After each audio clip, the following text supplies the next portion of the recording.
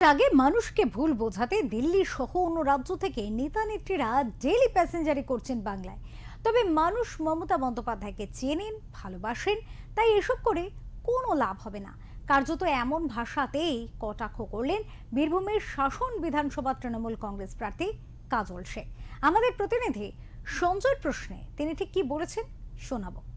এর আগেও অনেকবার ইডি সিবিআই দেখিয়ে 2021-এর প্রাককালে কেন্দ্রীয় সরকার বলেছিল, বিজেপি সরকার বলেছিল সারা ভারতবর্ষের বুকে এনআরসি করব, সিএ করব, বাংলার বাঘিনী, বাংলার মা। মাননীয় মুখ্যমন্ত্রী মাননীয় মমতা বন্দ্যোপাধ্যায় কলকাতায় গর্জে উঠেছিলেন, যার ফলে এনআরসি সিএ করতে পারেনি। তারপরে তারা বাংলা মানুষের পেটে লাথ মেরেছে, 100 দিনে কাজের টাকা দেয়নি, আবাস যোজনা টাকা দেয়নি।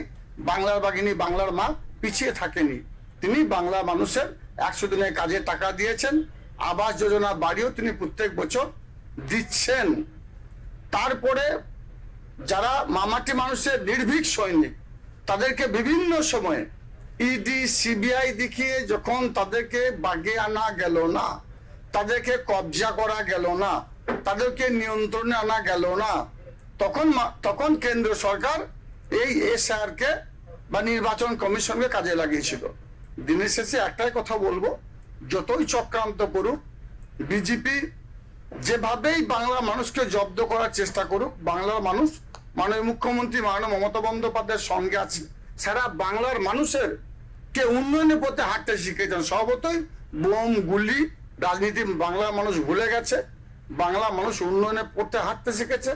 স্বভাবতই বাংলা মানুষকে যেভাবেই বিজেপি জব্দ করার চেষ্টা করুক, টাকার প্রলোভনা দিয়ে, অর্থের প্রলোভনা দিয়ে, ইডি সিবিআই দিয়ে, অন্য কোন এজেন্সি লাগিয়ে লাভ হবে না।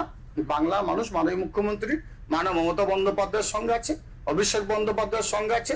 যতদিন মমতা বন্দ্যোপাধ্যায় থাকবে, যতদিন অভিষেক বন্দ্যোপাধ্যায় থাকবে, ততদিন বাংলার বুকে মামাটি মানুষের সরকার থাকবে, মমতা বন্দ্যোপাধ্যায়ের সরকার থাকবে, জোড়া ফুলের সরকার থাকবে।